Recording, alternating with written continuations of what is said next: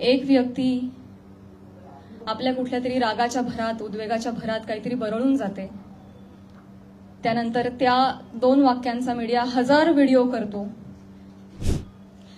माझा एक बेसिक प्रश्न आहे सुरेश धस साहेबांना. तुम्ही एक राजकारणी आहात, आम्ही एक कलाकार आहोत. तुम्ही एका दुसऱ्या राजकारणावर कुठेतरी कुरघोडी करताय, टीका करताय. तुमचं जे काय चालू आहे लखलाभ तुम्ही ते करत राहा. या सगळ्यांमध्ये तुम्ही कलाकारांना का खेचता? त्यांच्याकडून शिकावं इव्हेंट मॅनेजमेंट, मान्य. पण मग महिला कलाकारांचीच का नावं येतात? का परळीला कधीच कोणी पुरुष कलाकार गेला नाही का हो कार्यक्रमाला? त्यांची नावं का नाही येत? इव्हेंटमॅनचं तुम्हाला जर एक उदाहरण द्यायचं आहे तर पुरुष कलाकारांची नावं घ्या ना. याआधीही हजारो नेत्यांबरोबर, प्रतिथयश क्षेत्रातल्या सगळ्या मान्यवरांबरोबर फोटो आहेत. मग तो फोटोचा रेफरन्स उचलून तुम्ही कोणाही बरोबर असं नाव जोडून टाकणार का? सगळ्यांना नम्रतापूर्वक नमस्कार. इतक्या मोठ्या संख्येनं तुम्ही सगळेजण आलात, शॉर्ट नोटीसवर आलात, मनापासून धन्यवाद. तुम्हा सगळ्यांना आज आपण इथे का जमलोय हा विषय माहिती आहेच आहे. बीड जिल्ह्यातील माननीय आमदार श्री सुरेश धस यांनी काल प्रसार माध्यमांशी बोलताना जी काही टिप्पणी केली त्या संदर्भात तीव्र निषेध व्यक्त करण्यासाठी आज मी तुम्हा सगळ्यांसमोर आलेली आहे.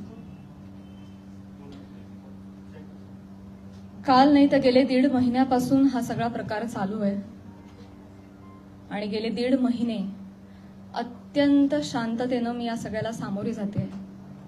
सगळ्या ट्रोलिंगला, सगळ्या निगेटिव्ह कमेंट्सना. आणि ही माझी शांतता, माझी मूकसंमती नाहीये. मी माझ्यासारख्या अनेक महिला, कलाकार या सगळ्यांचीही हतबलता आहे.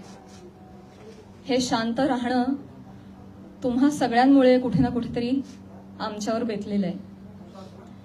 एक व्यक्ती आपल्या कुठल्या तरी रागाच्या भरात, उद्वेगाच्या भरात काहीतरी बरळून जाते, त्यानंतर त्या 2 वाक्यांचा मीडिया 1000 व्हिडिओ करतो, तेवढेच शब्द पकडतो, त्याच्यावर 1000 व्हिडिओज बनतात युट्यूब चॅनल्सवर. मग एका सेलिब्रिटीला त्याच्यावर वक्तव्य करणं भाग पाडलं जातं. मग ती बोलते, मग परत पहिल्या व्यक्तीला वाटतं आता आपण बोललंच पाहिजे, मग ती परत व्यक्ती बोलते, मग आता परत बोलणं क्रमप्राप्त होतं कारण आता नाही बोलली का, गप्प बसली का, मागे हटली, मग ही परत व्यक्ती बोलते. ही चिखलफेक चालू राहते, महिलांची अब्रू निघत राहते आणि सगळ्यांचं मनोरंजन होतं. हे होऊ नये, सगळ्या समाज माध्यमांसमोर ही चिखलफेक होऊ नये म्हणून मी यात पडले नाही. मी शांत बसणं हा पर्याय स्वीकारला. या गटारात मी दगड टाकणं योग्य समजलं नाही. ऑल्सो मला असं वाटलं की हा विषय इतका खोटा आहे, ही गोष्ट इतकी धादांत खोटी आहे, त्याला काही बेस नाही. एका सांस्कृतिक कार्यक्रमामध्ये सत्कार स्वीकारताना काढला गेलेला एक फोटो, ती आमची एकमेव भेट, धन्यवाद, हा एकमेव संभाषण, एक शब्द, याच्यावरून एवढी आवई उठावी, त्याला मी का प्रत्युत्तर देऊ? जेव्हा त्या गोष्टीवर मी भाष्य करते, 10 लोकांपर्यंतची गोष्टी 1000 लोकांपर्यंत पोहोचतात. ती जर गोष्ट खोटीच असेल तर ती किती काळ टिकणार? त्या गोष्टीला आपण किती महत्व द्यायचं? म्हणून मी त्या गोष्टीकडे दुर्लक्ष केलं. शांत बसणं मी योग्य समजलं आणि याला भरपूर साथ होती ती मी ज्या व्यक्तींबरोबर काम करते, ज्या संचाबरोबर काम करते, माझं कुटुंब, माझा मित्रपरिवार, सगळे आप्तेष्ट, महाराष्ट्रातली जनता, प्रेक्षक ज्यांचं प्रेम आहे माझ्यावर. कोणीही माझ्यावर एका शब्दानेही कधी शंकेच्या दृष्टिकोनातून पाहिलं नाही, कधीही मला विचारलं देखील नाही. प्रत्येक जण भेटला त्यावेळी हे म्हणाला, प्राजक्ता योग्य करतेस, शांत राहा, धीरानं सामोरी जा. या अशा आवया उठतात आणि निघून जातात, सरपास होतात, तू शांत राहा, धीरानं सामोरी जा. ह्या सगळ्यांचा माझ्यावरचा विश्वास नाही. मी आधी पूर्ण करेन माझं सगळं. माईकमध्ये सर्व इको होतो, त्याच्यामुळे तुम्ही फक्त माईक तुम्ही बोला. Sorry for interrupt.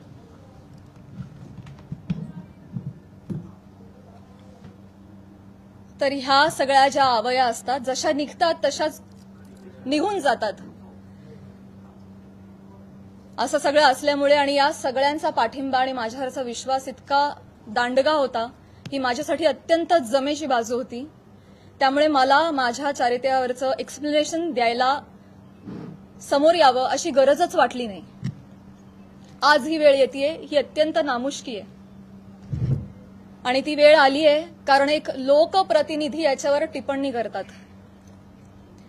एखादी रूमर आहे, रूमरचंही खरं त्याला स्थान नाहीये, पण एखादी असंच उठलेलं वावटळाविषयी जेव्हा लोकप्रतिनिधी, जे लोक ज्यांना आपण जनतेनं निवडून दिलंय, आपले प्रश्न विधिमंडळात जाऊन त्यांनी आपले प्रश्न मांडावेत, आपल्यासाठी न्याय मागावा, आपल्या हक्कांचं रक्षण करावं, आपलं रक्षण करावं, अशी ज्यांच्याकडून आपली अपेक्षा आहे, अशी मंडळी जेव्हा आपल्यावर चिखल फेक करतात तेव्हा ही गोष्ट गांभीर्यानं घेण्याची वाटली मला. आणि म्हणूनच आज मी तुम्हा सगळ्यांसमोर आले. काल जर हे असं बोलले नसते तर मी तशी शांत बसले होते आणि मी याच्यावर कधी कधी भाष्य केलं नसतं. पण काल त्यांनी ते वक्तव्य केल्यामुळे मला आज तुम्हा सगळ्यांसमोर यावं लागलं. कारण जेव्हा एक लोकप्रतिनिधी असतो जो हजारो लाखोंचं नेतृत्व करतो, लाखो जनता त्यांच्या विचारांना फॉलो करते, जेव्हा ते बोलतात तेव्हा त्यांची विचारधारा लाखोंची विचारधारा होते, ते त्या गोष्टींवर कुठेतरी ठसा उमटवतात आणि खरी आहे असं भासवतात, तेव्हा मात्र ही फार गंभीर बाब होऊन जाते. माझा एक बेसिक प्रश्न आहे सुरेश धस साहेबांना. तुम्ही एक राजकारणी आहात, आम्ही एक कलाकार आहोत. तुम्ही एका दुसऱ्या राजकारणावर कुठेतरी कुरघोडी करताय, टीका करताय, तुमचं जे काय चालू आहे लखलाभ तुम्ही ते करत राहा. या सगळ्यांमध्ये तुम्ही कलाकारांना का खेचता? आम्हा कलाकारांचा ह्याच्यामध्ये काय संबंध? काय बीडमध्ये काहीतरी कायदा सुव्यवस्थेचा काही प्रश्न निर्माण झालेला आहे, त्याच्यावर भाष्य करत असताना कलाकारांवर गाडी का घसरते? बर, ते इव्हेंट मॅनेजमेंट विषयी काहीतरी सांगत होते की यांच्याकडून शिकावं इव्हेंट मॅनेजमेंट, मान्य. पण मग महिला कलाकारांचीच का नावं येतात? का परळीला कधीच कोणी पुरुष कलाकार गेला नाही का कार्यक्रमाला? त्यांची नावं का नाही येत? इव्हेंटमॅनचं तुम्हाला जर एक उदाहरण द्यायचं आहे तर पुरुष कलाकारांची नावं घ्या ना. महिलांची नावं घेऊन अतिशय कष्टानं ज्या महिला अतिशय छोट्या फॅमिलीमधून येऊन संघर्षमय आयुष्य जगत मोठ्या होतात आणि आपलं एक नाव कमवतात, त्यांची प्रतिमा ते असं बोलून डागाळतात. हे कितपत योग्य आहे? तुम्हाला उदाहरण द्यायचे, तुम्ही पुरुष कलाकारांची नावं द्या. पण त्यांनी तसं केलं नाही. त्यांनी त्यांच्या वैयक्तिक स्वार्थासाठी फिल्म इंडस्ट्रीमध्ये काम करणाऱ्या महिलांची नावं घेतली, त्याचा वापर केला, गैरवापर केला. त्यांनी स्वतःचा टीआरपी वाढवण्यासाठी महिलांची नावं घेतली, अतिशय कुत्सितपणे टिप्पणी केली, अतिशय कुत्सितपणे. एक कलाकार म्हणून वेगवेगळ्या शहरांमध्ये जाणं, प्रेक्षकांचं मनोरंजन करणं हे कलाकारांचं काम आहे. आणि फक्त परळी नाही, महाराष्ट्राच्या कानाकोपऱ्यात जाऊन मी याही आधी कार्यक्रम केलेले आणि यापुढेही करत राहणार आणि सगळेच कलाकार करतात. याआधीही हजारो नेत्यांबरोबर, प्रतिथयश क्षेत्रातल्या सगळ्या मान्यवरांबरोबर फोटो आहेत. मग तो फोटोचा रेफरन्स उचलून तुम्ही कोणाही बरोबर असं नाव जोडून टाकणार का? हे एक महिला म्हणून, महिला कलाकार म्हणून मला अतिशय ही बाब निंदनीय वाटते. महाराष्ट्रातल्या राजकारण्यांना हे कृत्य शोभत नाही. बरं, ते जे बोललेत ते इतकं कुत्सित आहे. अच्छा, त्या पण येतात का परळीला? अच्छा.